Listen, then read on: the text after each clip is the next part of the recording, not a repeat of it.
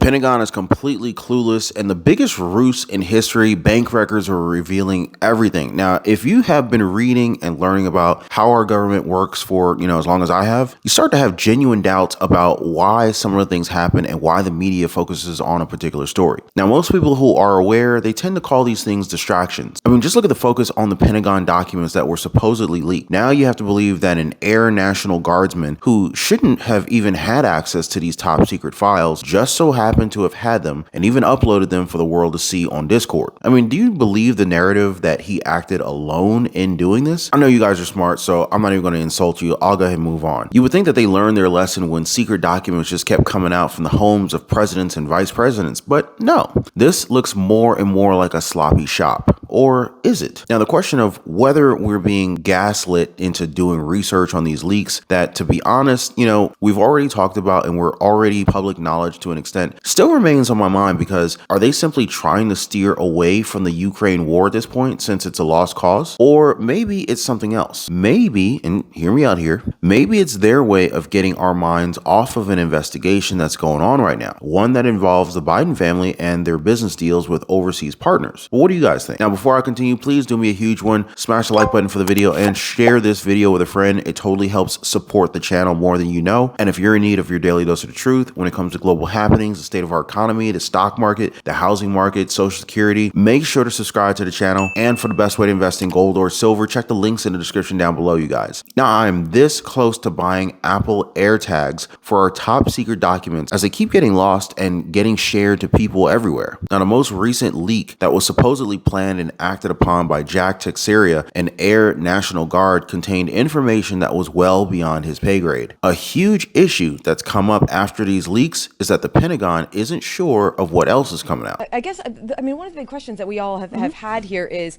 there's been this drip of documents like every day, multiple documents per day being reported on. So I guess we're trying to figure out is this just going to continue? And if you guys have any sense, at this point, now that you've arrested someone, or the Department of Justice has arrested someone, I'm sure they've gone through his computers, his things. They must have a better sense of what more is still out there that could potentially still be released. Well, as you said, they're going through his computers, they're going through his files. That they is the Department of Justice. So I'd refer you to them in terms of what they're actually pulling off of anything that they've taken from his home.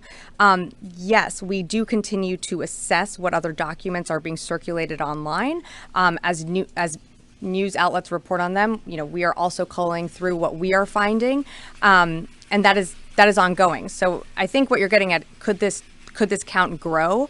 We're still assessing that. In a nutshell, they have no clue as to what else is out there, and they're going to find out the same way we will, through news outlets. Isn't that wild? There's a couple of things that we can take from this. It's either that they're trying to distract us and the entire world with a very embarrassing leak of information, or that the ship's screws are loose and we're bound to see even more documents come out into the open. One of the bigger news items from this leak is the fact that it's been proven that we have boots on the ground of Ukraine. However, they're trying to do a spin on that one too. Here, watch this. With regard to the U.S. military presence in Ukraine, we've publicly acknowledged previously that there is a small U.S. military footprint in Ukraine to provide mission-critical support to the U.S. Embassy.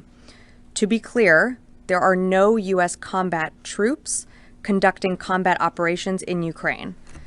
And while we're not going to go into the specific disposition of our forces, for OPSEC reasons, their duties include support to the Defense Attaché Office in support of our security assistance programs and end-use monitoring, as well as U.S. Embassy security support.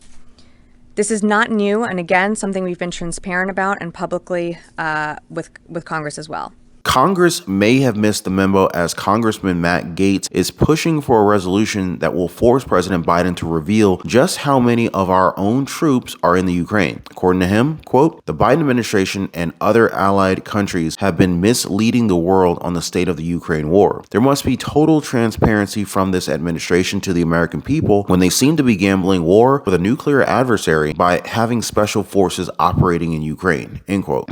All of these talks have made me really just kind of think about why these documents came out when they did, especially with all of the talk regarding the president and his family's bank records.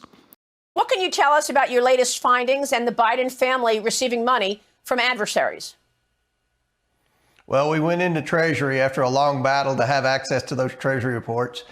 thinking that there was a certain number of suspicious activity reports, the number that had been previously reported, and we thought that there were 2 or 3 Biden family members that would be implicated in these bank violations. Nearly 3 weeks later, we walk out of Treasury having poured over thousands of pages of documents, and I can tell you that there were more suspicious activity reports than had been previously reported, and many more Biden family members that were involved in the influence peddling scheme. We now have 9 and counting Biden family members who are zinged by at least one bank for receiving suspicious wires from our adversaries around the world. It's like they're begging us to continue to ask about leaked documents when the documents that some say that we should be looking for are already with the House Oversight Committee Chairman James Comer. So Comer has come out to say this, quote, "There's not going to be anybody left for a Christmas picture if the Department of Justice did their job and went in there and indicted everyone that has any type of fingerprints involved in this influence peddling scheme." I mean, it's the entire family, and there isn't a single one of those family members that had the ability to do anything to influence foreign policy other than the big guy, Joe Biden, end quote. Now, bear in mind that this is just what I've observed as that kid who leaked these documents got more TV coverage in a day compared to what we've seen with the bank accounts. Start with these Pentagon leaks. 21-year-old Air Force Guardsman, Air National Guardsman Jack Teixeira has been formally charged with leaking classified documents from the Pentagon. He made his first court appearance in Boston today, where the judge ordered him to remain in jail one more week until his next hearing. Well, also, we know that he was picked up yesterday again at his home in Dighton. These are some sketches from inside the courtroom. As he entered today, John, he was in shackles. As those charges were read, his father reportedly also there and shouted, "I love you," to which he answered, "Me too, Dad." Officially, the charges read like this: unauthorized detention and transmission of national defense information and unauthorized removal of classified documents and defense materials.